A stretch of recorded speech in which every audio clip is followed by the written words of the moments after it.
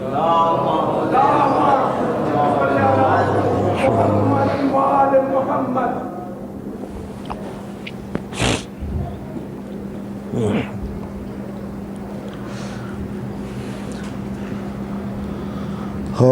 بالله من الشيطان اللعين الرجيم بسم الله الرحمن الرحيم الحمد لله رب العالمين والصلاة والسلام على أشرف الأنبياء والمرسلين خاتم النبيين سيد الأولين والآخرين شفيع المذنبين وأبي القاسم محمد وآله الطيبين الطاهرين المعصومين المظلومين المنتجبين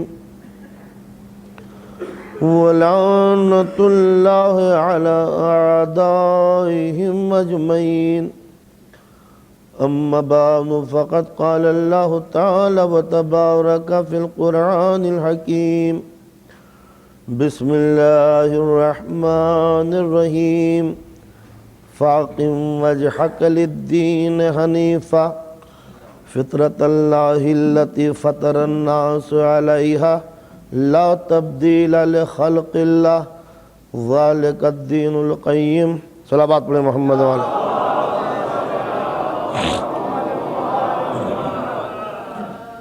اپنے چہروں کو اسلام کی عظمت کی طرف پھیر لو، اور ہم نے فطرت انسانی کو اپنے آئین کے تحت ڈھالا ہے، اور اللہ کا قانون کسی بھی طرح دنیا میں بدلہ نہیں کرتا۔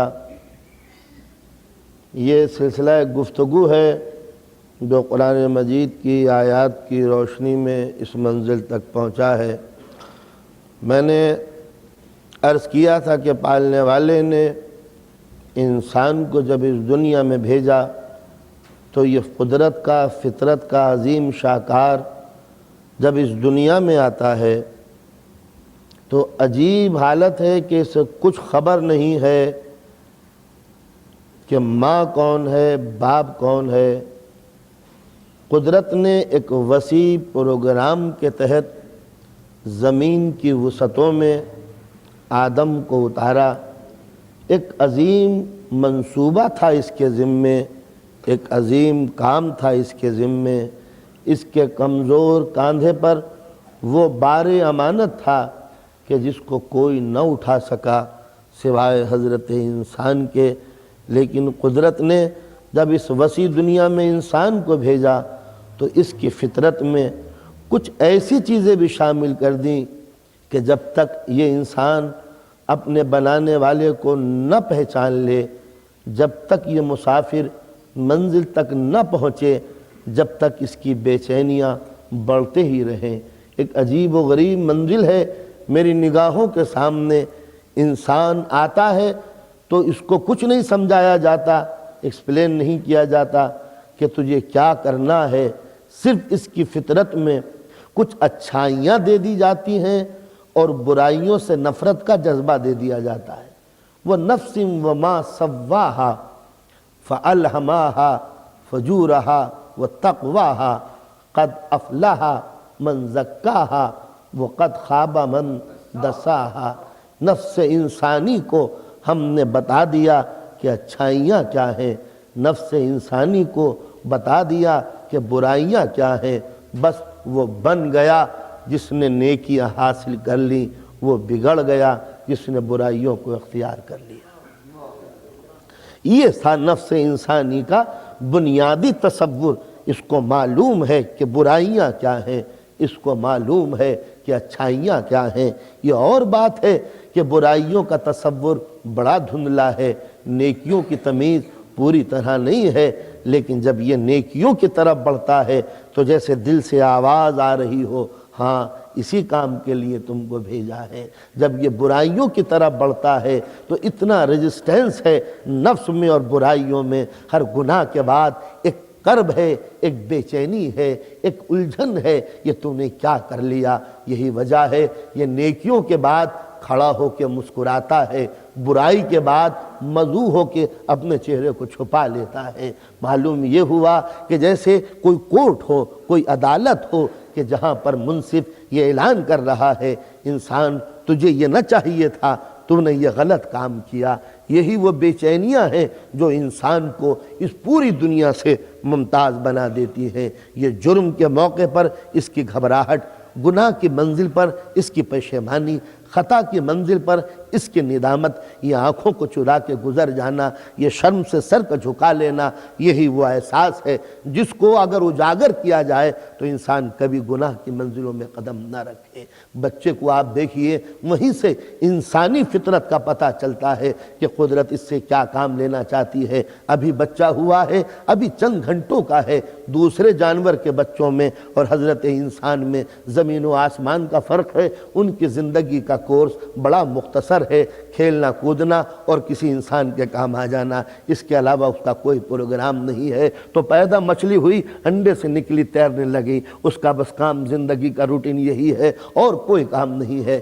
ہرن کا بچہ ہوا، چند گھنٹوں میں دوڑنے لگا۔ حضرت انسان ہوا، انہیں پتہ ہی نہیں ہے ماں کون ہے، باپ کون ہے، دوست کون ہے، دشمن کون ہے۔ معلوم یہ ہوا کہ دماغ میں کوئی الگ سے کورس نہیں ڈالا گیا، اسے کچھ دیا گیا ہے اور کچھ اسے یہیں پر سیکھنا ہے، مگر کچھ بنیادی فنڈامنٹل چیزیں اسے دے دی گئیں کہ جس کی بنا پر انسانیت کی تعمیر ہونے والی ہے۔ اب بھرپور توجہ کا میں طالب ہوں، یقیناً آپ سوچیں گے کہ میں کیا کہنے جا رہا ہوں۔ قدرت جو بنانے والا ہے اس انسان کا، وہ نگاہوں سے پوشیدہ ہے۔ انسان اس دنیا میں آیا تو اب ظاہر ہے ہونا تو یہ چاہیے تھا اس انسان کو یہ بتا دیا جائے کہ تیرا پیدا کرنے والا کون ہے، مگر مشکل یہ ہے اپنے کمال کے تقاضوں کے تحت، اب میں اس کو ہلکی اردو میں بیان بھی نہیں کر سکتا، اپنے کمال کے تقاضوں کے تحت اس کو تو چھپا ہی رہنا چاہیے تھا، اور اپنے جسمانی ضرورتوں کے تحت اس کو ظاہر ہو جانا چاہیے تھا۔ تو انسان اس دنیا میں آیا ہے، اب اس کی ڈیوٹی ہے کہ یہ اس کو پہچانے جس نے اسے بنایا ہے، اس کا ماسٹر کون ہے، مالک کون ہے، خالق کون ہے، زندگی کون دیتا ہے، رزق کون دیتا ہے۔ تو کاش کہ اس کا ایڈریس معلوم ہوتا تو انسان بچپن ہی میں گھٹنیوں چلتے چلتے اپنے خدا کے دروازے پر پہنچ جاتا، زندگی کا مقصد پورا ہو جاتا۔ مگر مصیبت یہ ہے کہ خدا ہے تو مگر نگاہوں سے دیکھنے کی چیز نہیں، خدا لا مکان ہے، اس کا کوئی گھر نہیں۔ تو بڑی الجھنیں ہیں، اس انسان کو جانا ہے وہاں، مگر مصیبت یہ ہے نہ راہ کا پتہ ہے نہ منزل کا پتہ ہے۔ اب بتائیے کام بنے تو کیسے بنے؟ اگر یہ الجھ کے رہ جائے تو یہ کافر کہلائے گا، اور پہنچ جائے تو مقصود کہلائے گا کہ ہاں اسی کا یہی مقصد تھا۔ مگر سوال یہ ہے یا تو راہ کوئی ہو، گوڑ سیدھی چلی جا رہی ہے، روڈ ٹو گاڈ، کوئی ایسی منزل ہو کہ صاحب یہ وہ راستہ ہے، ہائی وے، کہ جس کے اوپر اپنے کار ڈال دیجئے، اس ٹریک پہ چلیے آپ پہنچ جائیے گا۔ مصیبت یہ ہے ٹریک دھندلے ہیں، راستہ نامعلوم ہے، خدا کوئی وجود نہیں رکھتا، اس کا کوئی مکان نہیں۔ اب کام بنے تو کیسے بنے؟ اس انسان کو اس منزل پر کیسے پہچانا جائے؟ خدا دیکھنے کی چیز نہیں، چکھنے کی چیز نہیں، سننے کی چیز نہیں، چھونے کی چیز نہیں۔ یہ جو 5 سینسز ہیں یہ بیکار ہو جاتے ہیں اس تک پہنچنے کے لیے، نہ سنائی دینے والی بات، نہ نظر میں آنے کے قائل، نہ سونگھنے کے لیے، نہ چکھنے کے لیے، نہ چھونے کے لیے۔ تو جب یہ 5 حواس اس تک نہیں پہنچ سکتے تو بات بنے گی کیسے بنے گی؟ اس لیے کہ جب تک کہ بندہ خدا تک نہ پہنچے اسلام کا مقصد پورا نہیں ہوتا، اور پہنچے تو جب بھی پہنچے کہ جب یہ 5 سینس اس کا ساتھ دے۔ بڑی مشکل تھی کہ پتہ کیسے چلے انسان کو، قدرت نے اس کی پیدائش میں، اس کے خمیر میں ایک چیز ڈال دی جو اس میں ہے اور کسی میں نہیں ہے، صرف اس میں۔ وہ یہ کہ یہ تجسس، جستجو، تلاش، بے چینی، یہ جو اس کے دماغ میں ڈالی، یہ صرف اپنے تک پہنچانے کے لیے ایک عجیب و غریب آئٹم۔ چھوٹا سا بچہ، جس کو ظاہر ہے کہ میرا سبجیکٹ ہی بچہ ہے، چھوٹا سا بچہ ماں کی گود میں، آپ کا پیارا لاڈلا آپ گھر میں آئے، ذرا انالیسس کیجئے بچے کے ذہن کی. اور ایک مرتبہ آپ نے بچے کو کھلونا دینے شروع کیا, یہ ٹوائے, یہ کار, یہ ٹافی, چاکلیٹ, مٹھائی, بچہ ایک ہی چیز کو لیتا چلا جا رہا ہے بڑی خوشی سے. اور ایک مرتبہ آپ نے مٹھی بند کر کے یہ کہا, وہ ساری چیزیں دے رہے ہیں, ان ساری چیزوں کو دیکھ تو رہا ہے مگر یہ دیکھ رہا ہے کہ یہ پاپا کی مٹھی میں کیا چیز ہے, کہ دیکھو ہم یہ نہیں دیں گے. اب وہ ساری نعمتیں جو آپ نے دی ہیں وہ ایک طرف اور یہ بند مٹھی ایک طرف. اب بچے کی نگاہیں اسی طرف لگی ہوئی ہیں کہ مٹھی کے اندر ہے کیا. یہ چھوٹی سی مثال ہے. میں تقریر کر رہا ہوں, لاؤڈ اسپیکر لگے ہوئے ہیں, ٹیلی ویژن سیٹ ہے.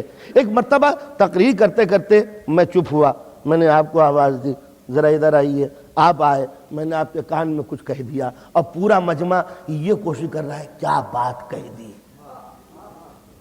یعنی میں چلا چلا کے پڑھ رہا ہوں, آپ کو شوق پیدا نہیں ہوا. میں نے چپکے سے ایک بات کہہ دی, اب آپ کو شوق ہے کہ جنہیں کیا بات ہو گئی. ایک مرتبہ میں ایسے گزر رہا تھا, سب گزر رہے تھے. ایک مرتبہ ہمارے سلطان داتو بھائی کھڑے, بھائی آپ سے بہت ہی امپورٹنٹ بات کہنی ہے, ایک راز کی بات کہنی ہے. اب یقین مانیے گھر تو چلے گئے مگر نیند نہیں آ رہی. بیوی پوچھ رہی ہے سلطان بھائی کیوں نہیں سوتے. انہوں نے کہا مولوی صاحب نے ایک بات کہہ دی ہے کہ کوئی بات کہنی ہے. اب جب تک یہ نہ بات نہ معلوم ہو جائے کہ وہ بات کیا ہے, نیند نہیں آتی. آپ نے اندازہ لگایا یہ بات کیا ہے. یعنی جب تک چیز چھپ کھلی رہتی ہے کوئی جستجو نہیں ہوتی, کوئی پریشانی نہیں ہوتی. لیکن جہاں یہ کہہ دیا جائے کوئی راز کی بات ہے, بس آپ یقین مانیں کہ اب قیامت آ گئی. تو معلوم ہوا انسان کے نیچر میں, انسان کی فطرت میں قدرت نے نہ جانے کیا ڈال دیا ہے کہ یہ بے چینیوں میں مبتلا رہتا. صلوات پڑھیں محمد والے محمد.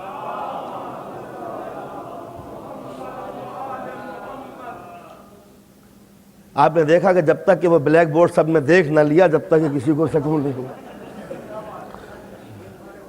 یہ ہے فطرت انسانی کہ جب تک کہ پردہ نہ اٹھ جائے, جب تک انسان بے چین رہتا ہے کہ پتہ نہیں کیا بات ہے, یہ کیا بات ہو گئی. تو یہ ہے فطرت انسانی, اور قدرت کو اسی فطرت سے, اسی نیچر سے فائدہ اٹھانا تھا. اس لیے کہ پیدا کرنے والے نے پیدا تو کر دیا مگر انسان کے اوپر یہ نہیں لکھا کہ یہ کس کا بنایا ہوا ہے, میڈ بائی کون. تو اب ظاہر ہے کہ اب یہ میڈ بھائی کون, تو اب یہ تو ایک مسئلہ پیدا ہوا, کس نے بنائے. تو قدرت تو چھپا ہوا ہے, تو ظاہر کیسے ہو. تو انسانوں کو آزاد تو کر دیا مگر دماغ میں ایک چنگاری سی ڈال دی کہ انسان جب تک کہ مجھے پا نہیں لے گا بے چین رہے گا. اب انسان اپنی الجھنوں کو ایکسپلین نہیں کر پاتا کہ میں بے چین کیوں ہوں. اب اس انسان کے سامنے بہت سے آپ ایپل رکھ دیجئے کہ آپ کھائیے, ظاہر ہے کہ آپ کھاتے چلے جائیں گے لیکن الجھنیں اپنی جگہ پر رہیں گی. عالیشان قسم کی ایک کار لے لیجئے, ایک بنگلہ لے لیجئے, بہترین قسم کا ایک اسٹور آپ کو کرا دیں گے, دکان لے لیجئے, کاروبار لے لیجئے, ٹیکل ٹافی لائف گزاریے, کلب میں جائیے. جتنی بھی زندگی کی مسرتیں ہوتی ہیں انسان وہ حاصل کرتا چلا گیا. جتنی سرمایہ کی ضرورت ہے ہم دینے کے لیے تیار ہیں. یاد رکھیے اگر انسان کی زندگی کا مقصد کھانا پینا ہوتا تو ہر انسان کھا پی کے مطمئن ہو جاتا. انسان کا مقصد اگر ٹیکل ٹافی لائف میں زندگی گزارنا ہوتا تو مسرت کی زندگی گزار کے مطمئن ہو جاتا. انسان کی زندگی کا مقصد اگر لگزری لائف ہوتا تو انسان لگزری لائف گزارنے کے بعد مطمئن ہو جاتا. مگر دوستو ایک جملہ کہوں گا, کلب میں جانے کے بعد, شرابیں پینے کے بعد, سیکس کو پوری طرح مطمئن ہونے کے بعد, کھانے پینے کے بعد, اچھے سے اچھا گاڑی استعمال کرنے کے بعد, یورپ کے رنگین زندگی میں اپنے آپ کو ڈبونے کے بعد اگر انسان مطمئن ہو جاتا تو آج امریکہ کی نئی نسل ہپی نہ بنتی. ذرا تجزیہ کیجئے کہ ان کو کس چیز کی کمی ہے. کیا تمہارے پاس دولت نہیں, کیا تمہارے پاس علم نہیں, کیا تمہارے پاس بڑی بلڈنگیں نہیں, کیا تمہارا کاروبار نہیں, کیا عیش و عشرت کو کمی آ گئی, کیا کوئی بار بند ہو گیا, کیا شراب کا سیلاب رک گیا. کہا سب کچھ ہے. کہا پھر یہ ہپی کیوں بنے. کہا اس کو ہم نہیں بتا سکتے کہ ہپی کیوں بنے مگر اب سوٹ پہننے کو جی نہیں چاہتا, اب عیش و عشرت کے اندر زندگی گزارنے کو جی نہیں چاہتا. جی اچھا اگر وہی ڈھونڈنے کے لیے بنے تھے تو اس تک پہنچنے کے بعد تو بے چینیاں ختم ہو جاتی. مگر مصیبت یہ ہے کہ اس کے بعد بھی بے چینیاں ہوئیں. کسی نے بتا دیا کہ ہیروئن کا استعمال کرو تو طبیعت تمہاری صحیح ہو جائے گی. انہوں نے ٹیبلٹ پہ ٹیبلٹ کھائی مگر پھر پریشانیاں بڑھنے لگیں. کسی نے کہہ دیا کہ ہندوستان چلے جاؤ, وہاں بہت ہی شانتی نظر آتی ہے, وہاں سکون ہی سکون ہے. وہ وہاں پر بھی چلے گئے. کوئی بنارس گیا, کوئی تبت گیا, کوئی افغانستان گیا, کوئی کشمیر کی وادیوں میں بھٹکا. یقین مانیے آپ سب سے پوچھئے کیا مطمئن ہو گئے؟ لیکن ہر ہپی کا نشہ استعمال کرنا خود اس بات کا ثبوت ہے کہ اگر سکون مل گیا ہوتا تو یہ نشہ استعمال نہ کرتے. نشہ کیا ہے؟ سکون کو فریب دینے کا دوسرا نام ہے. جب انسان بے چین ہوتا ہے تو ذرا سکون پانے کے لیے تھوڑا سا پی رہا ہوں. تو اگر ظاہر ہے کہ سکون پانے کے لیے پی رہے ہو تو پینے کے بعد تو سکون ہو جانا چاہیے تھا. کہاں تو سکون مل گیا. کہاں مل گیا ہوگا؟ تو سوال یہ ہے کہ سکون ہے کہاں؟ جسم میں یا دماغ میں؟ تو دماغ میں ہے الجھنیں. تو جب آپ نے اس کو سلا دیا شراب پلا کر تو یہ کیسے کہہ سکتے ہیں کہ سکون مل گیا؟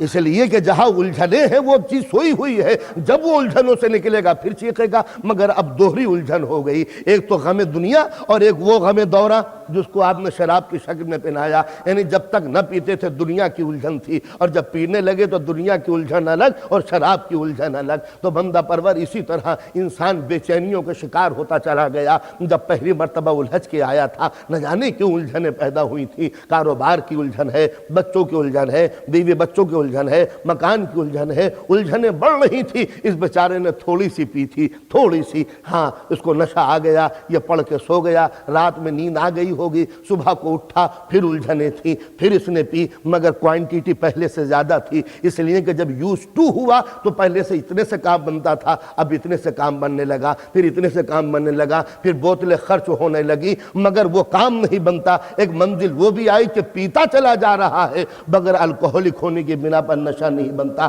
بتائیے اگر انسان کی الجھنوں کا علاج یہ شراب ہوتی تو آج انسان کہاں گیا؟ تو معلوم ہوا کہ شراب فریب کا نام تو ہے مگر سکون کا نام نہیں ہے.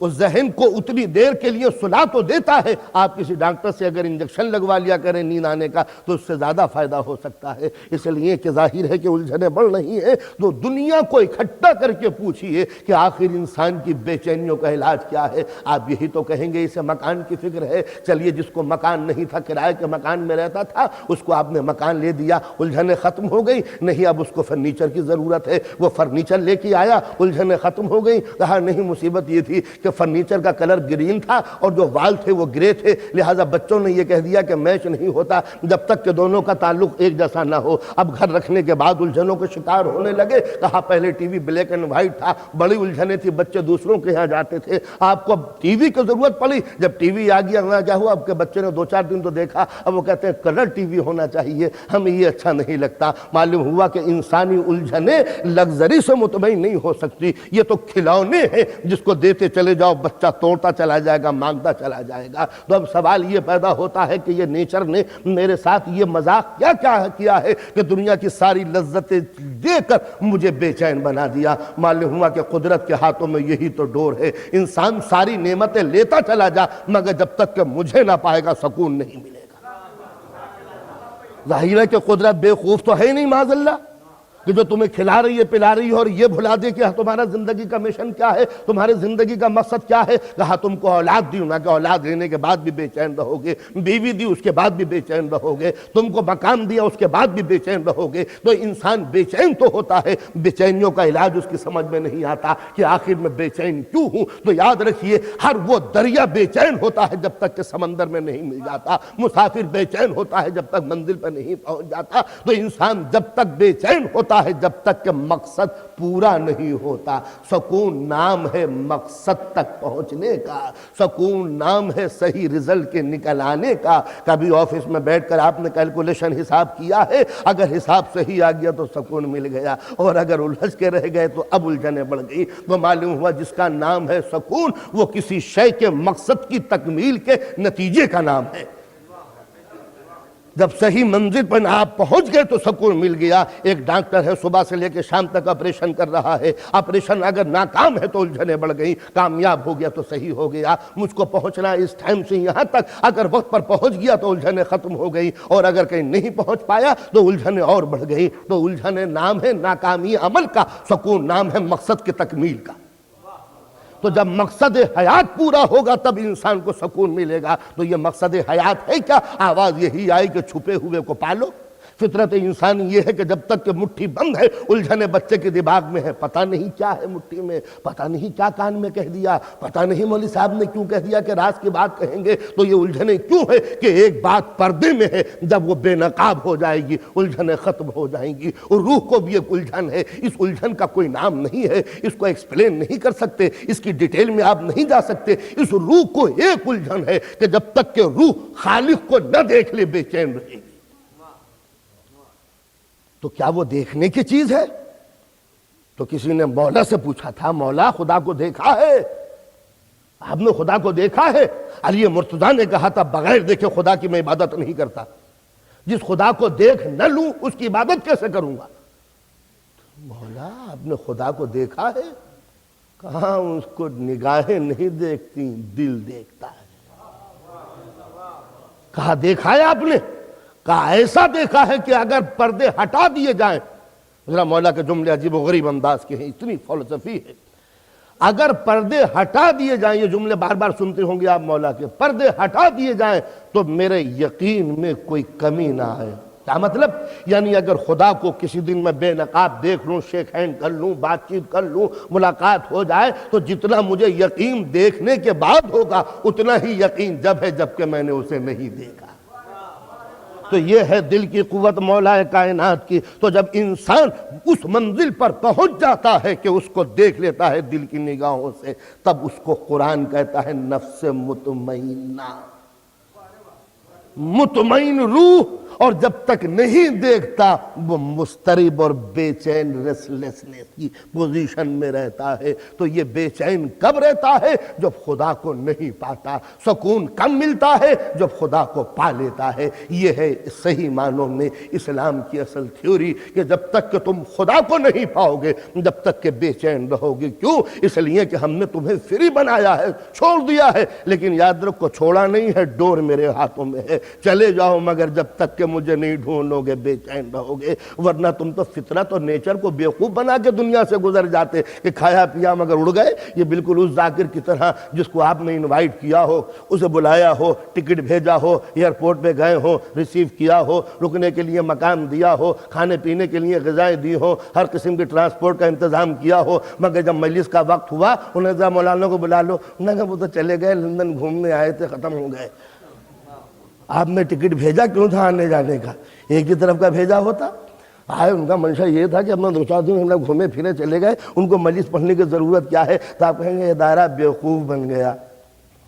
تو آپ یقین بالکل اسی انداز سے قدرت نے اسے بلایا، اسے زندگی دی، اس کے ذہن کی تسکین کے لیے سامان دیا، اس کی نسل بڑھانے کے لیے اولاد دی، ذہن کو خوش کرنے کے لیے شریک حیات دی، سر چھپانے کے لیے مکان دیا، کھانے کے لیے غذائیں دی، زمین کی نعمتیں اس کے لیے وقف ہو گئیں، یہ بہتے ہوئے دریا اس کی فراوانی یہ تباہ کے لیے تھے، ہر ہلاوت لیے ہوئے پھل اس کی زندگی اور اس کی زبان کے ذائقے کے لیے تھا، اس کی نگاہوں کے لیے نظارے بنا دیے، اس کے چلنے کے لیے سبزہ زار بچھا دیے، اس کے جسم کے لیے لباس کی تسکین کی۔ ہر دو تمنا جو دل میں پیدا ہو رہی ہے پہلے سے دنیا کے سٹاک روم میں وہ چیز موجود ہے، اور یہ کھا پی کے ایک مرتبہ چل دیا کہ اوکے۔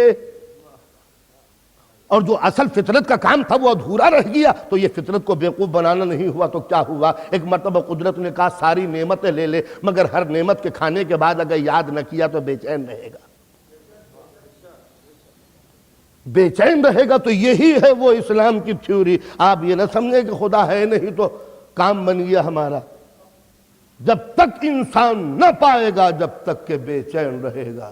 الا بذکر اللہ تطمئن القلوب، اللہ کے ذکر کو کرو تو دکھے ہوئے دل کو سکون مل جائے گا۔ بے چینیاں ختم ہو جائیں گی کب؟ کہ جب اللہ کے ذکر کو اپنی زبان پہ لے کے آؤ گے۔ معلوم ہوا کہ آزاد دماغ کے لیے، فری مائنڈ کے لیے ایک ہی سبب سکون ہے کہ اگر یاد کرتے چلو تو زندگی سکون سے گزر جائے گی، اور کہیں تم نے اگر یاد نہیں کیا تو دنیا میں جتنے بھی خدا کے وجود کے منکر رہے ہیں، دنیا سے اٹھے ہیں تو بے چین رہے ہیں۔ میں وقت خراب نہیں کروں گا ان لیڈروں کے بیان سے کہ جب دنیا سے جا رہے ہیں تو الجھنوں میں شکار رہے ہیں، جنہوں نے اپنے روح کے مقصد کو پورا نہیں کیا۔ دنیا میں چاہے وہ خوش ہو لے، مگر جب دم نکلے گا تو بے چینیاں بتا دیں گے جیسے زندگی میں ناکامیاب ہوئے ہیں۔ لیکن جنہوں نے زندگی کے مقصد کو پا لیا، چاہے وہ دنیا میں مصیبتوں میں رہے ہوں، مگر جب منزل کی طرف چلے ہیں تو مسکراتے ہوئے چلے ہیں۔ اسی تھیوری کو اسلام نے کہا ہے فَتَمَنَّوُا الْمَوْتِ إِن كُنتُمْ صَادِقِينَ، موت کی تمنا کرو اگر تم سچے ہو۔ اس کے معنی ہے کہ پا لیا ہے تو اب چلو، منزل تو مل گئی، مگر موت کا دروازہ کھولتے ہوئے ڈر لگ رہا ہے، اس لیے کہ زندگی میں کچھ کیا ہوتا تو دروازے میں داخل ہوتے بالکل اس اسٹوڈنٹ کی طرح جس نے سال بھر بیکار کیا ہو، مگر ایگزامینیشن ہال کا دروازہ کھولتے ہوئے گھبرا رہا ہے۔ پتہ نہیں ٹیسٹ میں کیا پوچھا جائے، پتہ نہیں کہ پیپر میں کیا ہو، پتہ نہیں کون سے کوسچن ہو۔ تو آپ نے اندازہ لگایا جس نے محنت کی ہے وہ چاہتا ہے ایگزام اگر مہینے بعد ہوگا تو آج ہو جائے، لیکن جس نے محنتیں کی ہیں وہ تو یہی چاہتا ہے یا جلدی سے ہو جائے تاکہ کام بنے۔ لیکن جو نہیں جاتا، کوئی ہنگامہ ہو، کوئی اسٹرائک ہو، کوئی بات ہو جائے، ایگزامینیشن ٹل جائے۔ ہمیں یاد ہے جب ہم کالج میں پڑھتے تھے، بی ایس اے کا ایگزام معلوم ہوا کہ کچھ باہر سے آئے گا تو ہم بھی دعائیں مانگتے تھے اللہ کرے بنگال میں اسٹرائک ہو جائے تاکہ کلکتہ یونیورسٹی بند ہو جائے، ایگزام ٹل جائے۔ آپ نے دیکھا یہ ہے انسانی فطرت کہ جو محنت کرتا ہے وہ نتیجے کا متمنی ہوتا ہے کہ رزلٹ جلدی ملے، اور جو کوئی کچھ نہیں کرتا وہ چاہتا ہے ایگزام ہی ٹل جائے تاکہ ہنگامہ مٹے۔ صلوات پڑھیں محمد و آل محمد۔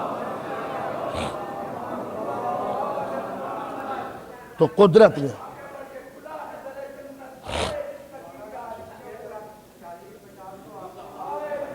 جو حضرات اوپر آنا چاہے وہ فوراً آ جائیے، سب آپ کے بھائی کھڑے ہوئے ہیں، صاحب جلدی 2 منٹ کے اندر، دیر لگانے کی ضرورت نہیں ہے۔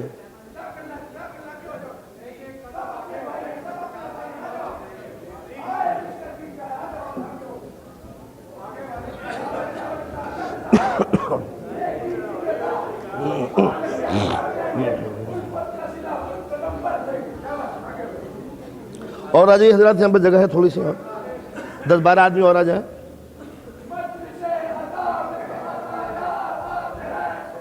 یہ دروازہ کھول دیا کسی نے، دروازہ کھول دیا۔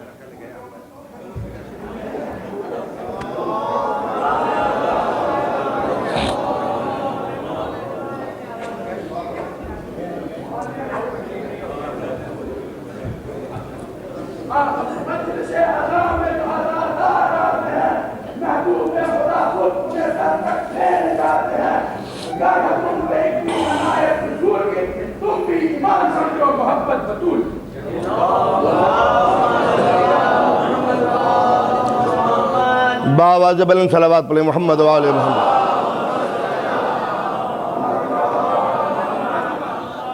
تو عرض کر رہا تھا کہ انسانی فطرت میں قدرت نے کچھ بنیادی چیزیں ایسی داخل کی ہیں کہ جب تک انسان اس کو پا نہ لے یہ بے چین رہے گا۔ تو ظاہر ہے کہ ہمیں اسی فطرت سے اندازہ لگانا چاہیے کہ اسلام کی بنیادی باتیں کیا ہیں۔ تو سب سے پہلے تو اس کا وجود ہے کہ انسان کیسے پہچانے اسے جس کے لیے یہ سارے ہنگامے ہیں کہ انسان پہچان لے تو اصل میں انسان کی قدر و قیمت ہے۔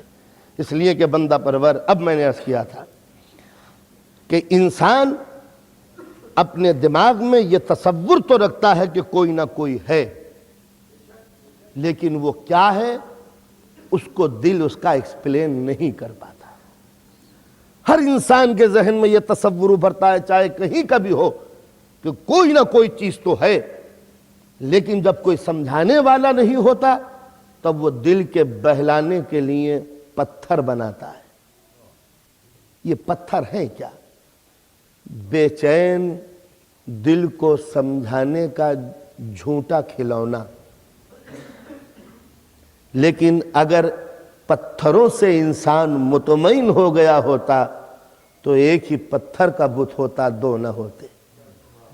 لیکن معلوم ہوا کہ ایک کے بعد جب دوسرا بھگوان بنا تو بے چینیاں بڑھی ہوں گی، جبھی تو تیسرا بنایا، اور اگر 3 سے کام چل گیا ہوتا تو یہ چوتھا نہ بنتا، 4 سے کام بن گیا ہوتا تو خانہ کعبہ میں ایک بت ہوتا، 360 نہ ہوتے، اور 360 سے بھی کام بن گیا ہوتا تو ہمارے ہندوستان میں 33 کروڑ بھگوان نہ ہوتے۔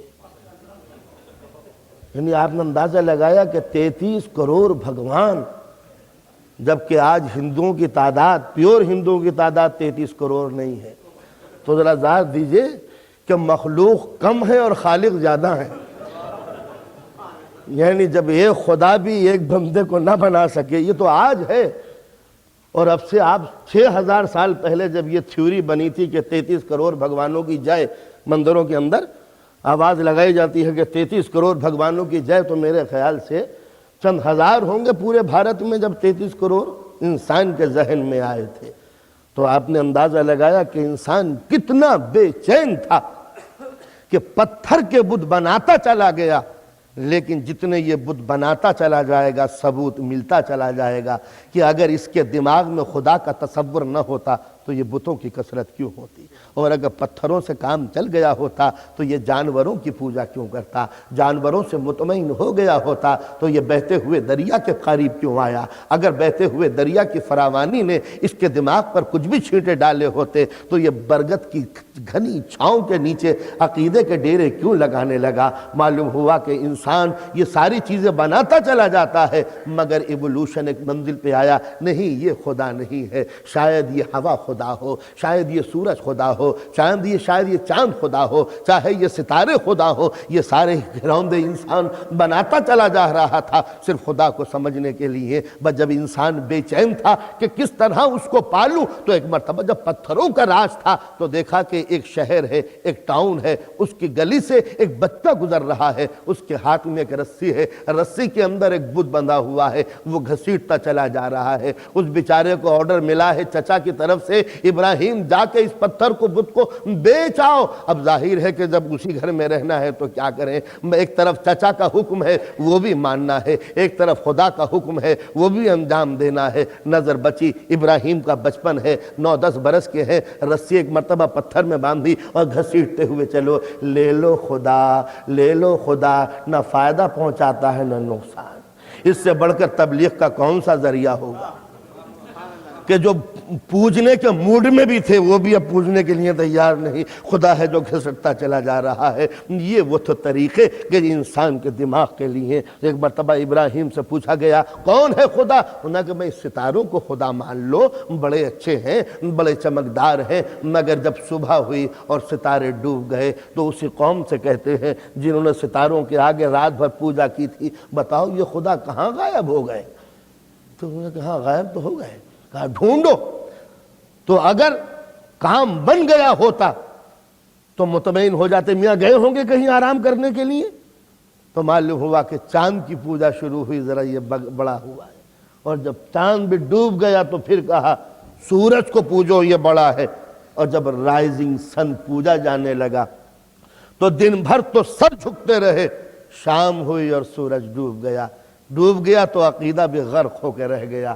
ابراہیم نے کہا اس کو کیوں مانتے ہو جو ڈوب جائے، اس کو سر کیوں جھکاتے ہو جو چھپ جائے، اس کو خالق کیسے کہتے ہو جو گہن جس کو لگ جائے۔ یہ سوا سچا تھوڑا سا تبلیغ کا طریقہ جو جناب ابراہیم کی شکل میں دنیا کے سامنے آتا رہا، مگر مقصد ایک ہے کہ اگر انسان کے دل میں بے چینیاں نہ ہوتی پانے کے لیے تو کبھی انسان پر تبلیغ کا اثر نہ ہوتا۔ اس دور میں بھی انسان کو آپ کمیونسٹ بنا دیجئے، اسے دہریہ بنا دیجئے، اسے لادینی سیکولرزم کی تبلیغ کیجئے، اسے تبلیغ کیجئے کہ کوئی خدا نہیں ہے، مگر جب یہی کمیونسٹ، یہی دہریہ، یہی خدا کا منکر جب لیلن کی قبر کے سامنے جاتا ہے تو ٹوپی اتار کے سر کو جھکا دیتا ہے۔ کیا مطلب؟ وہ طاق عقیدت جس میں خدا کو ہٹا دیا تھا کمیونزم نے، وہاں پر لیلن کو لا کے بٹھا دیا۔ معلوم ہوا یہ عقیدت کا طاق کبھی خالی نہیں ہوتا، کبھی لیلن آتا ہے، کبھی کیپٹل جیسی کتاب رکھی جاتی ہے،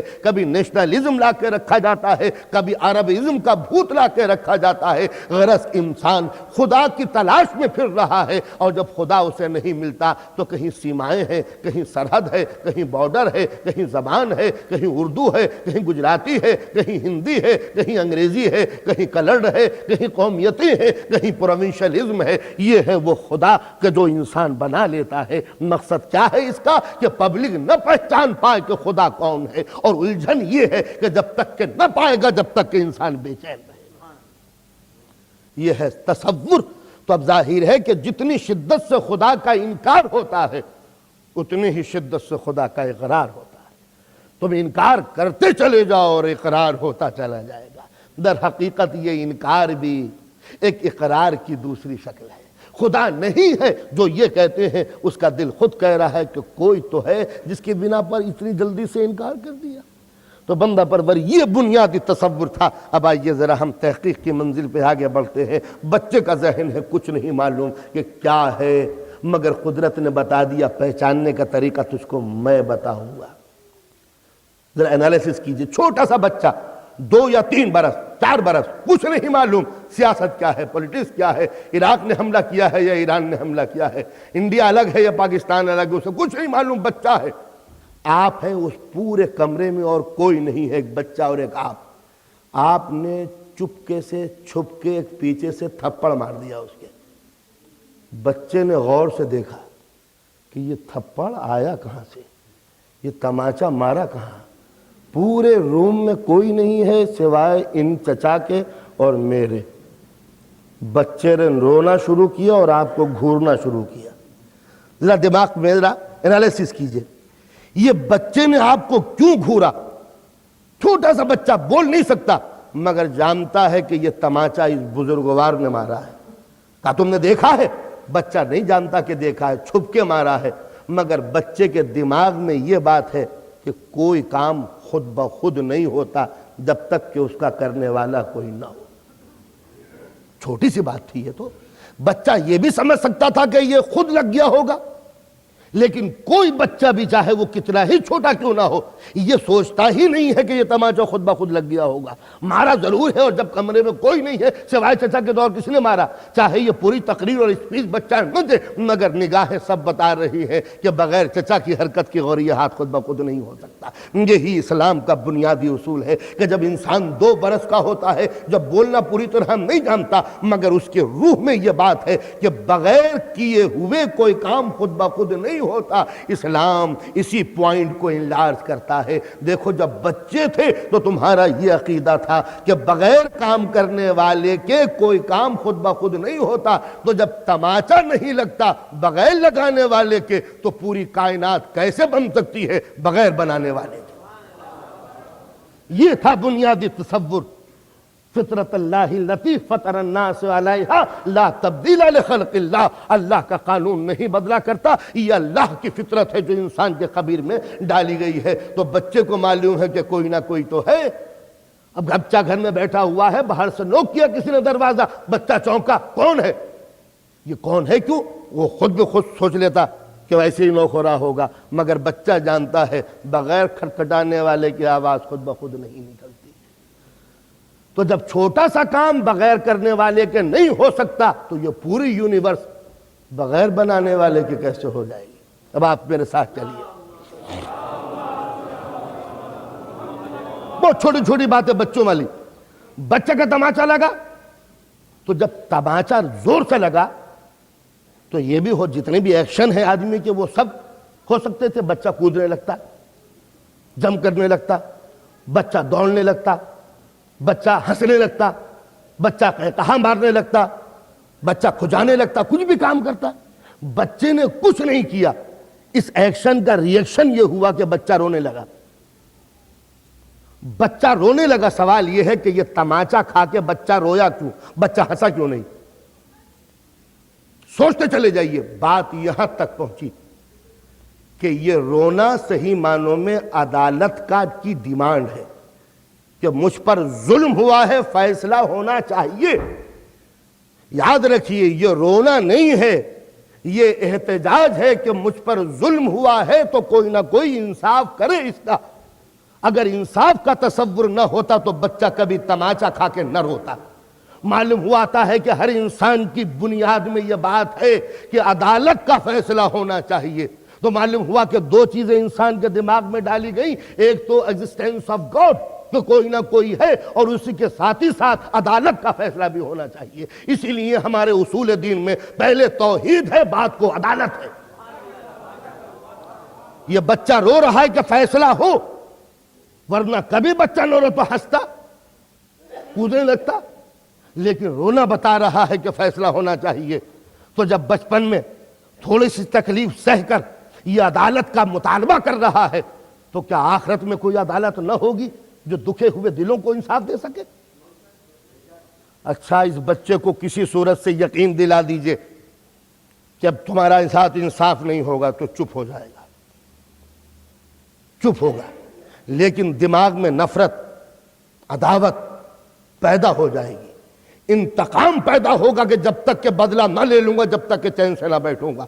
معلوم ہوتا ہے کہ دنیا میں اگر انتقامی کارروائیاں روکنی ہے تو عدالت قائم کرو، اور عدالت قائم نہ ہوئی تو انتقام در انتقام، ریونج کے سلسلے میں دنیا ختم ہو جائے گی۔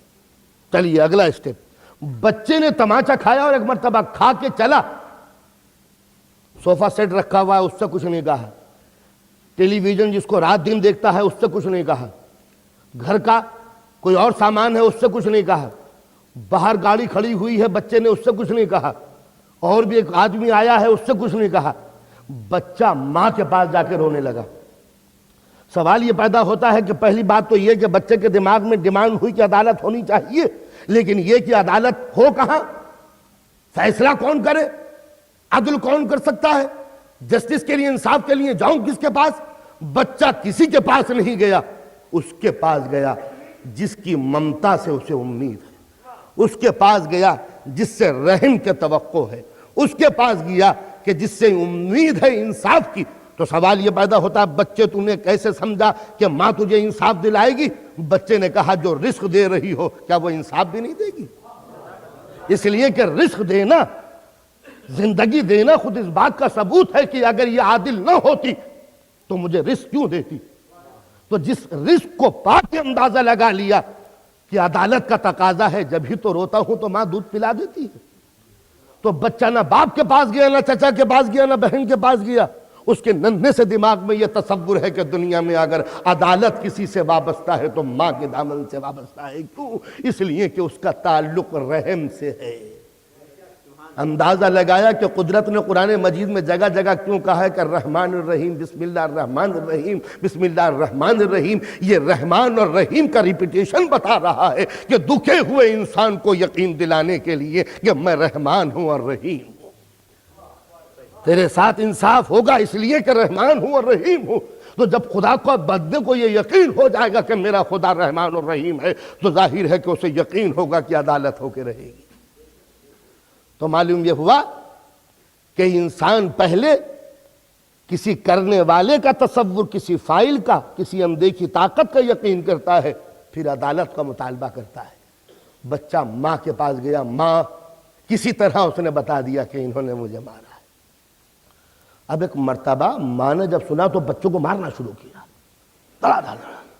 اب وہ حیرت سے دیکھ رہا ہے کہ جن پہ تکیہ تھا وہی پتے ہوا دینے لگے، جس سے رحم کی امید تھی وہی ظالم بن گئی، جس سے انصاف کا مطالبہ کیا تھا وہی بے رحم بن گیا۔ تو اب انسان کے دل کے اندر ایک مرض پیدا ہوتا ہے مایوسی کا۔ مایوسی کا مرض وہ ہے کہ زندگی بھر انسان کو سکون نہیں ملتا۔ جو یتیم بچے ستائے جاتے ہیں وہ بڑے ہونے کے بعد مطمئن نہیں ہوتے، کبھی ان کے چہرے پر زندہ مسکراہٹ نہیں آتی، اسی لیے کہا گیا ہے کہ یتیم کو نہ ستانا۔ سرکار دو عالم کی حدیث ہے کہ جب بچہ آئے تو اسے پیار کرنا اپنا بیٹے کو، لیکن بیٹے کو پیار کر رہے ہیں اور سامنے سے یتیم آ جائے تو بیٹے کو پیار نہ کرنا، اسے اتار دینا۔ کیوں؟ اس لیے کہ کہیں اس کے ممتا کی لہریں بیدار نہ ہو جائیں۔ تو یتیم کا ستانے والا اس دنیا میں کبھی خوش نہیں ہوتا، جبرائیل امین سے پوچھا سرکار دو عالم نے، اے جبرائیل وہ کون سی منزلیں ہیں کہ تمہارا دل بھی تڑپ جاتا ہے؟ کہا اللہ کے رسول 2 منزلیں ہیں جہاں مجھ جیسا ملک کا دل بھی تڑپ جاتا ہے۔ کہا کون سی؟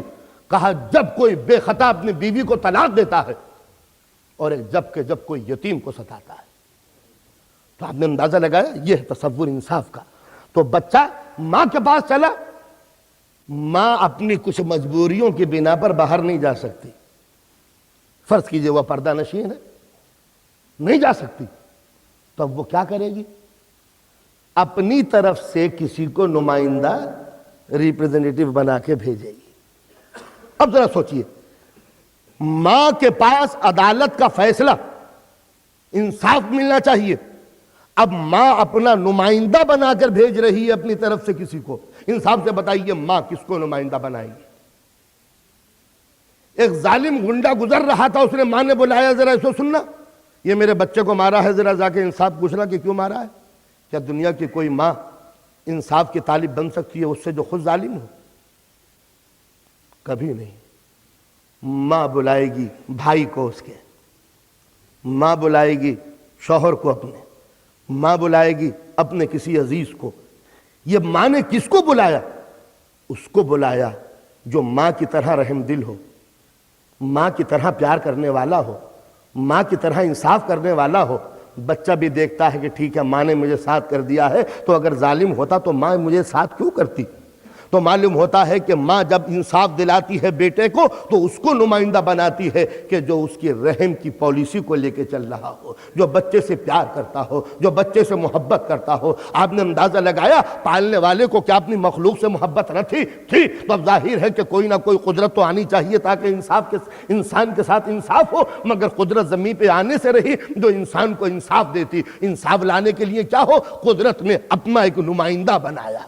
تو ظاہر ہے کہ جو قدرت کی طرح رحم والا نہ ہو وہ نمائندہ نہیں ہو سکتا، قدرت کی طرح کریم نہ ہو وہ نمائندہ نہیں ہو سکتا، قدرت کی طرح رحم دل نہ ہو وہ نمائندہ نہیں ہو سکتا، قدرت کی طرح معصوم نہ ہو وہ نمائندہ نہیں ہو سکتا۔ بس اسی کا اصطلاحی نام ہے رسول۔ رسول کیا ہے؟ رسول کیا ہے؟ قدرت کی پالیسی کو دنیا میں لانے والا۔ بس فرق اتنا ہے کہ وہ کریم عین ذات ہے، یہ کریم زائد بر ذات ہے۔ اس کو میں آسان لفظوں میں ایکسپلین ہی نہیں کر سکتا۔ وہاں جو رحم ہے وہی زندگی ہے، یہاں زندگی الگ ہے اور رحم الگ ہے، بس مختصر طریقے سے۔ تو لہٰذا جو معصوم ہوتا ہے وہ قدرت کے کمالات کا نمائندہ ہوتا ہے اس دنیا میں آنے کے بعد۔ تب وہ آیا انسان کو انصاف دلانے کے لیے، اس کا نام ہے رسول۔ بے گناہ، بے خطا، رحم دل، ویسے ہی پالیسی رکھنے والا وہ رزاق ہے، یہ بھی رزق دیتا ہے۔ آنکھ بند کر کے وہ دوست دشمن کو روٹی دیتا ہے، اس کا دسترخوان بھی دوست اور دشمن کے لیے سب کے لیے کھلا ہوا ہے۔ اس کے سورج کی شعاعیں سب کے لیے ہیں، اس کا علم کا دریا بھی سب کے لیے ہے۔ وہ رحمت ہے سب کے لیے، یہ رحمت للعالمین ہے سب کے لیے، کوئی فرق نہیں۔ بس اس طرح وہ کمالات پردے میں ہیں، یہ کمالات کھلے ہوئے۔ تو لہٰذا رسالت نام ہے معبود کی پالیسی کو لے کے دنیا میں آنے کا، وہ مظہر ہے کمالات کا، ظاہر کرنے والا کہ خدا کیسا ہے۔ اس لیے کہ جب تک کہ یہ اس کو ظاہر نہ کرے گا بندہ خدا کو پہچانے گا کیسے؟ اس لیے کہ انسان کی مجبوری یہ ہے کہ نظر سے دیکھتا ہے تب پہچانتا ہے، زبان سے چکھتا ہے تب پہچانتا ہے، کان سے بولتا ہے تب سنتا ہے، ہاتھ سے چھوتا ہے تب پہچانتا ہے۔ تو انسان کی کمزوری یہ کہ 5 سینس بتا دے کہ ہے کیا چیز، تو میں خدا کو دیکھوں تب کہوں کہ خدا ہے، چکھ لوں تب کہوں کہ خدا ہے، سونگھ لوں تب کہوں کہ خدا ہے، سن لوں تب کہوں کہ خدا ہے، چھو لوں تب کہوں کہ خدا ہے۔ مگر مصیبت یہ ہے کہ اگر وہ نگاہوں سے دیکھنے کی چیز ہو تو جو دیکھی جاتی ہے وہ مادی ہوتی ہے، جو مادی ہے وہ فانی ہے، جو فانی ہے وہ باقی نہیں رہتی، جو باقی نہیں رہتی وہ سب کچھ ہوتی ہے، خدا نہیں ہوتی۔ تو خدا کو دیکھ لوں تاکہ ختم ہو جائے، خدا بولے تاکہ میں سنوں، مگر بولا جاتا ہے زبان سے۔ زبان کے لیے دہن کی ضرورت، دہن کے لیے چہرے کی ضرورت، چہرے کے لیے جسم کی ضرورت، جسم کے لیے میٹر کی ضرورت، میٹر کے لیے موت، اور جو موت پر جائے وہ سب کچھ ہوتا ہے، خدا نہیں ہوتا۔ تو وہ بولے تاکہ ختم ہو جائے۔ تو اب بتائیے انسان کس طرح پہچانے اسے؟ تو اب ضرورت محسوس ہو کہ قدرت کچھ نمائندے بھیجے تاکہ اسے دیکھو اور مجھے سمجھو۔ آدم جاؤ بتاؤ علم کیا ہے، نوح جاؤ بتاؤ تقوی کیا ہے، ابراہیم جاؤ سمجھاؤ خلت کیا ہے، موسیٰ جاؤ بتاؤ کہ ہیبت کیا ہے، عیسیٰ جاؤ روحانیت کا چرچا کرو، یوسف جاؤ حسن کے چراغ جلا دو، ایوب جاؤ صبر کے عنوان سکھا دو۔ یہ 1,23,999 نبوتیں گزر گئیں یہ بتانے کے لیے کہ خدا کیا ہے۔ تو ہم نے سمجھا کہ واقعاً آدم کو دیکھ کے پتہ چلا کہ علم کیا ہے، نوح کو دیکھ کے پتہ چلا کہ تقدس کیا ہے، انبیاء کو دیکھ کے پتہ چلا کہ کمالات کیا ہیں، مگر مجھے یہ ڈاؤٹ ہونے لگا یہ 1,23,999 کریکٹرز ایک ذات میں، اتنی خوبیاں ایک کریکٹر میں، اتنی کرنے ایک سورج میں۔ تو آواز آئی تجھے یہی ڈاؤٹ ہے کہ یہ اتنے کمالات ایک انسان میں ایک جگہ کیسے جمع ہو گئے؟ تو لے میں ایک ایسی ہستی کو بھیج رہا ہوں جس میں آدم کا علم بھی ہے، نوح کا تقویٰ بھی ہے، ابراہیم کی خلت بھی ہے، عیسیٰ کی روحانیت بھی ہے، موسیٰ کی ہیبت بھی ہے۔ وہ کمالات جو الگ الگ ہیں وہ سارے کمالات اس ایک میں، مگر جب اس ایک کو دیکھا تو اب ڈاؤٹ یہ ہوا کہ کہیں دنیا سب کی سب نسیری نہ ہو جائے، کوئی یہ نہ کہہ دے کہ محمد بھی اللہ ہے، وہ بھی ایک ہے، یہ بھی ایک ہے۔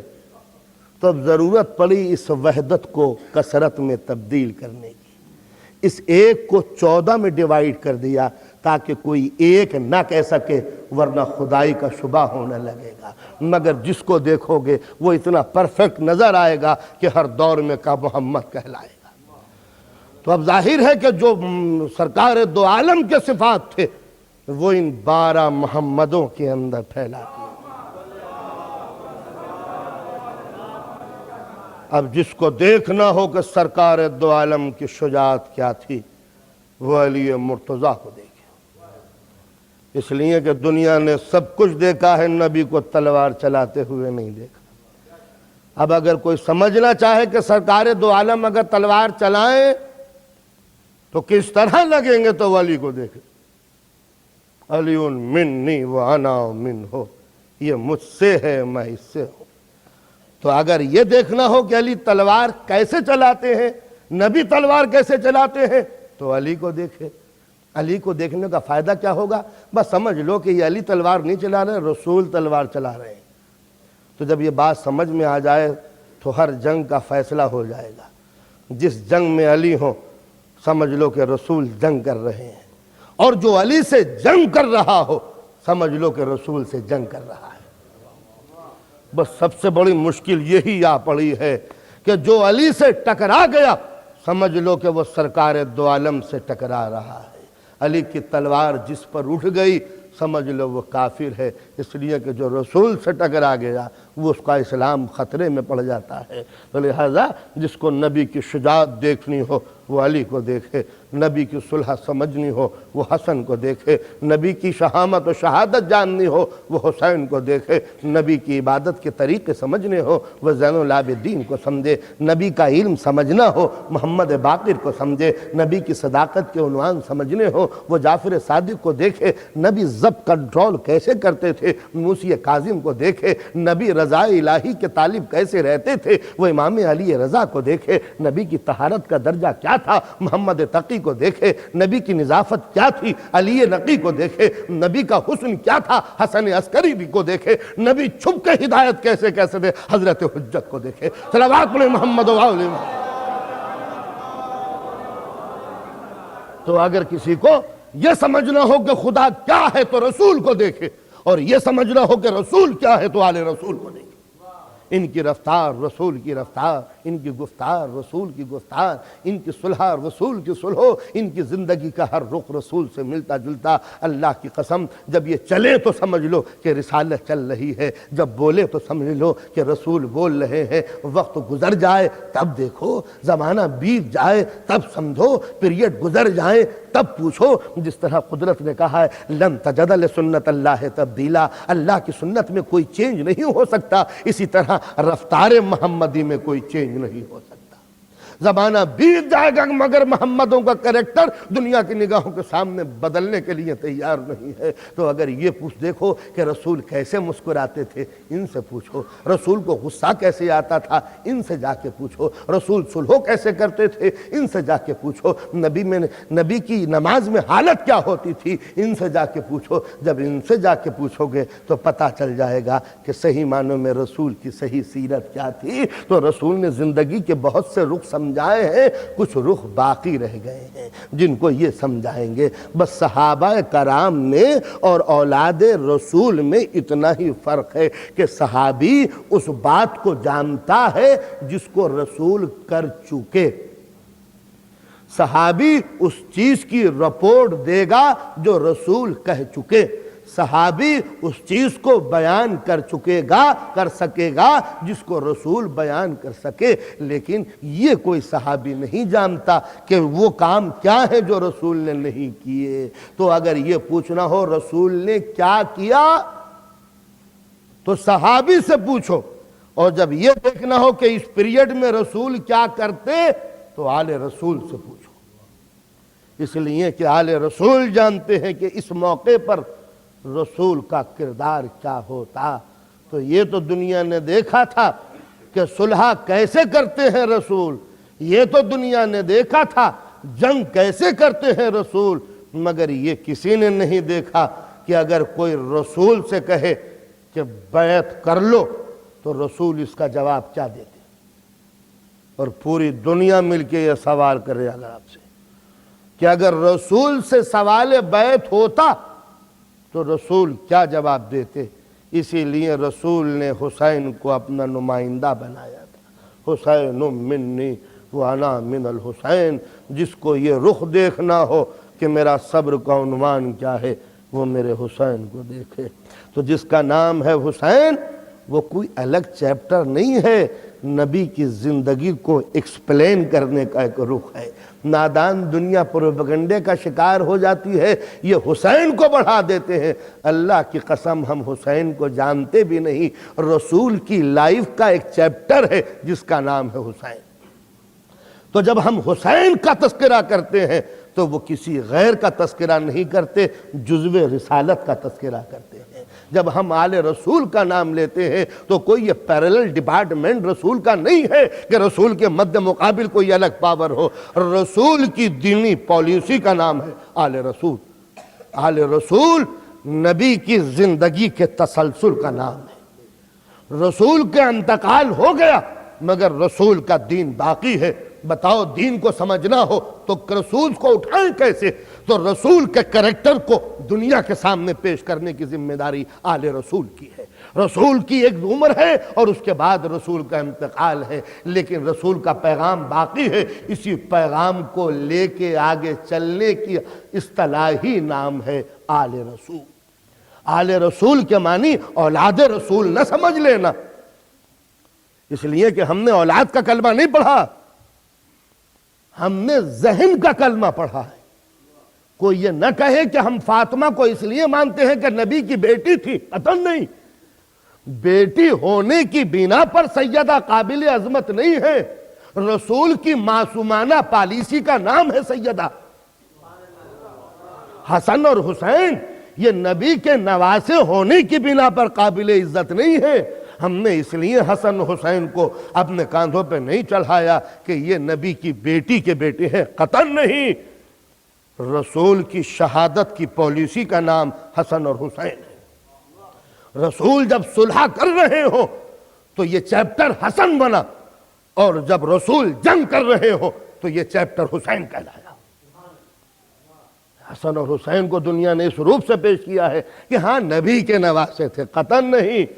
ہم نے اولاد کا کلمہ نہیں پڑھا، ہم نے داماد کا بھی کلمہ نہیں پڑھا، ہم نے بیٹی بھی کا کلمہ نہیں پڑھا۔ فاطمہ بیٹی نہیں ہے، معصوم ہے۔ علی داماد نہیں ہے، امام ہے۔ حسن حسین نواسے نہیں ہے، شہادت ہے۔ تو لہٰذا یہ کریکٹر جن کا نام ہے امام، یہ نبی کے رشتے کی بنا پر قابل عزت نہیں ہے، یہ خود ایک کریکٹر ہے۔ اگر یہ کریکٹر نہ ہوتے تو کبھی بچپن میں رسول کاندھے پر نہ بٹھاتے، اس لیے کہ بچوں کو کاندھے پہ نہیں بٹھایا، رسول کا یہ کریکٹر نہیں ہے، یہ ان کی ذمہ داری نہیں ہے۔ میں خطیب ہوں، ذاکر ہوں، مولوی ہوں، تقریر کر رہا ہوں، میرا بیٹا سامنے آ جائے، گر بھی جائے، مر بھی جائے، تو کبھی ممبر سے نہیں اتروں گا، اس لیے کہ میری پوزیشن کے خلاف ہے۔ اپنے دوستوں سے کہہ دوں گا تو کہ میرا بچہ گر گیا اٹھا لو، لیکن میری ڈیوٹی کے خلاف ہے کہ میں ممبر پہ ہوں اور اتر کے اپنے بیٹے کو پیار کرنے لگوں، اس لیے کہ اس وقت باپ نہیں ہوں، مولوی ہوں، خطیب ہوں، ذاکر ہوں۔ تو جب مجھ جیسا خطا کار مولوی اپنے بیٹے کی طرف توجہ نہیں دیتا تقریر کے دوران میں، تو سرکار دو عالم کا نواسا اگر گر جائے تو یہ حق رسول کو نہیں پہنچتا کہ ممبر سے اتر کے مجمع کو چیر پھاڑ کر کے اپنے بچے کو لے کے ممبر پہ بٹھا کے یہ کہیں پہچانو یہ ہے حسین۔ اس لیے کہ رسول کا کام نواسے کو پہچنوانے کے لیے نہ تھا، مذہب کو پہچنوانے کے لیے تھا۔ تو رسول نے یہ نواسا نہیں پہچنوایا، یہ دین پہچنوایا ہے۔ صلوات پڑھیں محمد و آل محمد۔ پہچانو یہ ہے حسین۔ اس لیے کہ نواسے کو کاندھے پہ نہیں بٹھایا جاتا، رسول کے کریکٹر کے باہر ہے۔ رسول دنیاوی رشتوں کے اندر مذہب کو نہیں لاتا، یہ اس کی ڈیوٹی کی الگ بات ہے۔ یہی وجہ ہے کہ نبی نے حالت نماز میں سجدے میں پشت پر بٹھا کر دنیا کو بتا دیا، نواسا ہوتا تو سر اٹھا لیتا، یہ دین ہے، سر اٹھاؤں تو کیسے اٹھاؤں؟ نواسا ہوتا تو سر اٹھا لیتا، بچہ گرتا گر جانے دو، بچے رات دن گرا کرتے ہیں، کون سی نئی بات ہے؟ بلکہ رائٹر تعریف لکھتا کہ سرکار دو عالم کی نماز کا کیا حالت کہ بچہ گر گیا مگر پرواہ نہ کی۔ تو بتاؤ جب تعریف ہوتی ہے اب تعریف ہے کہ سجدے کو طول دے دیا اور نبی نے سر نہیں اٹھایا۔ معلوم ہوتا ہے کہ نواسا نہیں تھا، بیٹی کا بیٹا نہیں تھا، اسلام تھا کاندھے پر۔ تو جب رسول کی پشت پر اسلام ہو، رسول کی پشتوں پر دین ہو، رسول کے کاندھوں پر سجدوں کا وقار ہو، رسول کے کاندھوں پر نماز کی آبرو ہو، رسول کے کاندھوں پر سوز اذان ہو، رسول کے کاندھوں پر آبرو اقامت ہو، رسول کے کاندھوں پر اسلام کا مستقبل ہو، رسول کے کاندھوں پر جنت کی بہاریں ہوں، رسول کے کاندھوں پر جنت کا سردار ہو، تو رسول سر کیسے اٹھا دیں گے؟ جبکہ خود حسین رسول کو معلوم ہے کہ یہ میرا ایک سجدہ ہے جو اپنی جگہ پر، اور اسی سجدے کے ساتھ ایک اور بھی سجدہ ہے جو اپنی جگہ پر۔ رسول نے سر اٹھایا ہے، مگر دنیا میں ایک اور بھی ہے کہ جس نے سر نہیں اٹھایا، اس لیے کہ سر تو جب کہتے کہ اٹھا لیا جب سر مرضی سے اٹھتا، لیکن جب حالت سجدہ میں سر کٹ گیا تو میں کہتا ہوں اب قیامت تک حسین کا سر زمین پہ ہے، اب تو یہ جب ہی اٹھے گا جب رسول اٹھائے گا۔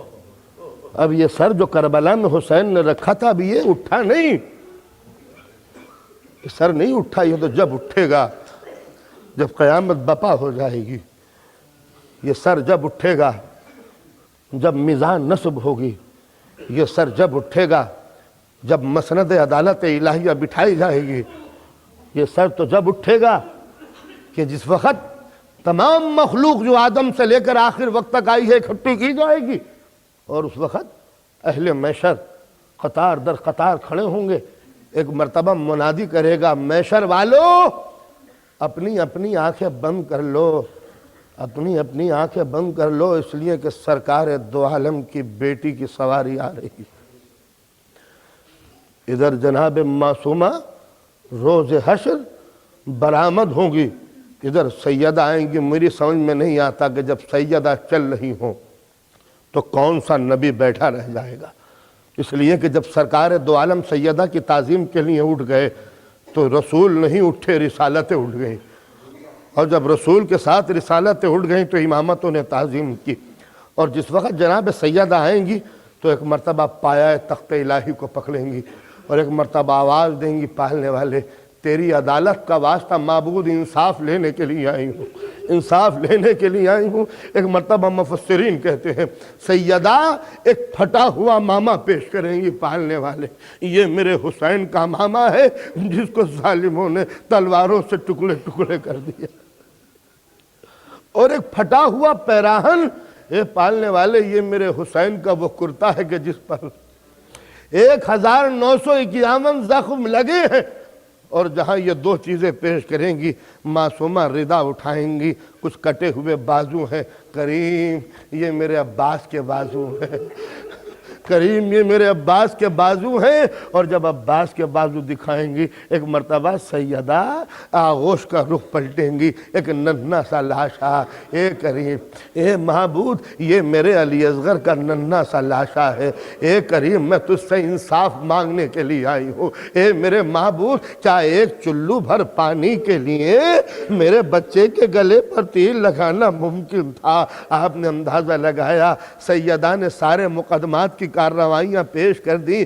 گویا خود معصومہ کی نگاہوں میں علی اصغر کی شہادت اتنی عظیم تھی کہ یہ پایا عدالت الہی کو ایک مرتبہ ہلا کے کہا معصومہ نے معبود میرے بچے کو ذبح کر دیا. اے دوستو حدیث پڑھی کہ جب کسی مومن کا دودھ پیتا بچہ دنیا سے مر جاتا ہے، جب کسی مومن کا دودھ پیتا بچہ اس دنیا سے گزر جاتا ہے تو حوریں اس بچے کو مومن کے بچے کو لے جا کر معصومہ کی خدمت میں پیش کرتی ہیں. بی بی تمہارے چاہنے والے کا ایک بچہ تھا، ماں سے جدا ہو گیا ہے تو معصومہ کی خدمت میں وہ بچے رکھے جاتے ہیں. اس حدیث کی روشنی میں پوچھتا ہوں جب حوریں آئی ہوں گی اے شہزادی ایک بچہ ہے جو آپ کی خدمت میں پیش کرنا چاہتے ہیں اور معصومہ نے دیکھا ہوگا میرے رباب کا بچہ گلا چھدا ہوا. اندازہ لگائیے معصومہ کے دل پر کیا گزری ہوگی. ارباب عزا اولاد والو یہ وہ بچہ تھا رباب کا جو 10 رجب کو پیدا ہوا. مولا 28 رجب کو لے کے چلے.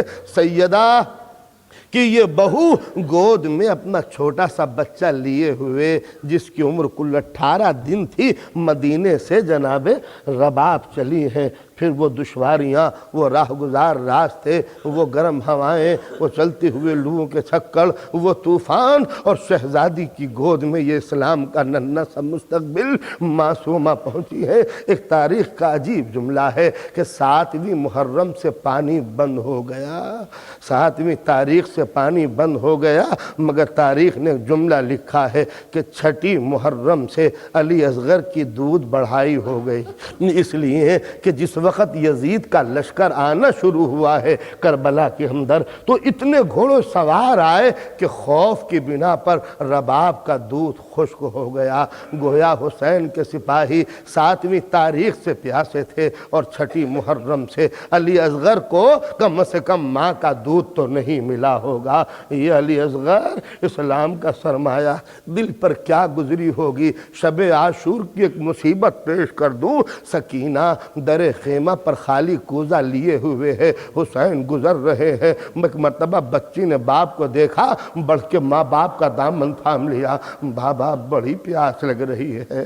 ایک جملہ کہا ہے بیٹی ذرا صبر کرو سونے کی کوشش کرو لاڈلی. سکینہ نے عجیب جملہ کہا بابا میں سونے کی کوشش تو کرتی ہوں مگر کیا کروں بابا جب میں سونے جاتی ہوں مجھے ایسا معلوم ہوتا ہے جیسے کوئی بیوی سر کے بالوں کو کھولے ہوئے اس طرح روتی ہے جیسے کسی ماں کی گود میں اس کے بچے کا دم نکل جائے. اے بابا یہ کون عورت ہے جو میرے سرہانے بیٹھ کر اس طرح روتی ہے؟ میرے لال میرے لخت جگر اے بابا یہ کون ہے؟ مولا نے کہا سکینہ ارے تم نے اپنی دادی سیدہ کو نہیں پہچانا؟ یہ تمہاری دادی ہیں جو تمہارے پاس رونے کے لیے آتی ہے. سکینہ نے عجیب جملہ کہا بابا بڑی پیاس لگتی ہے. تو مولا نے کہا تھا سکینہ پیاس زیادہ لگ رہی ہے؟ ہاں بابا بہت زیادہ پیاسی ہوں. کہا بیٹی جاؤ علی اصغر کے خیمے میں دیکھ لو شاید پانی مل جائے.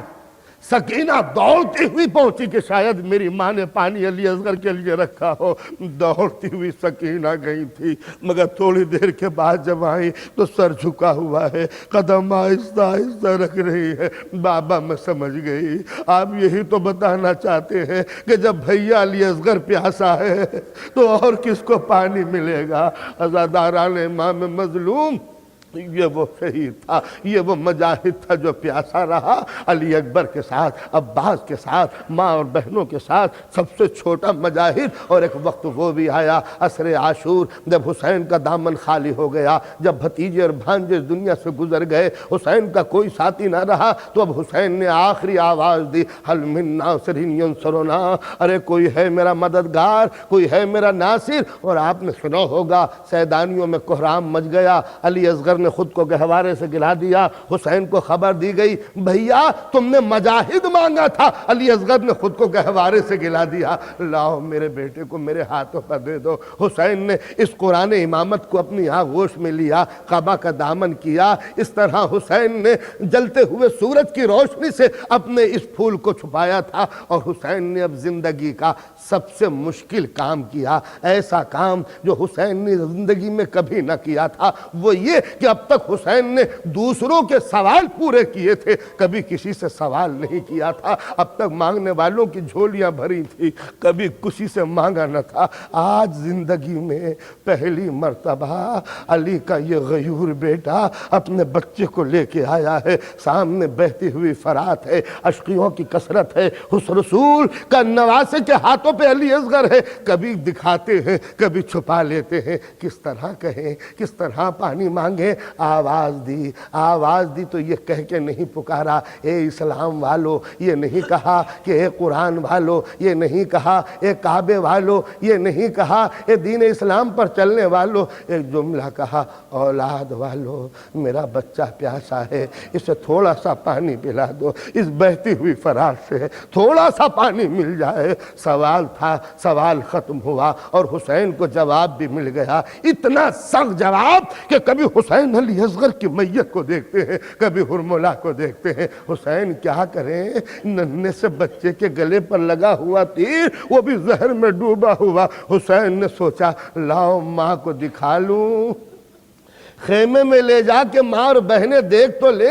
حسین چلے، اِنَّ لِلَّهِ وَإِنَّا إِلَيْهِ رَاجِعُونَ، رضاً بِقَضَائِهِ وَتَسْلِيمًا لِأَمْرِهِ، دروازے پہ رکے، آواز دینا چاہتے تھے رباب بچے کو لے جا، پھر سوچا کہ اگر ماں آئی اور دیکھا کہ بچے کا یہ حال ہے تو کیا جواب دوں گا، پھر مقتل کی طرف پلٹے، لاؤ بچے کو دفن کر دوں، پھر سوچا کہ اگر بہنوں نے پوچھا کہ اصغر کیا ہوئے تو کیا جواب دوں گا، پھر ایک مرتبہ خیموں کی طرف چلے، ارے 7 مرتبہ امام نے اسی طرح صحیح کی، اور آخر میں ایک روایت ہے در خیمہ پہ رکے، آواز دی رباب اپنے بچے کو لے جا۔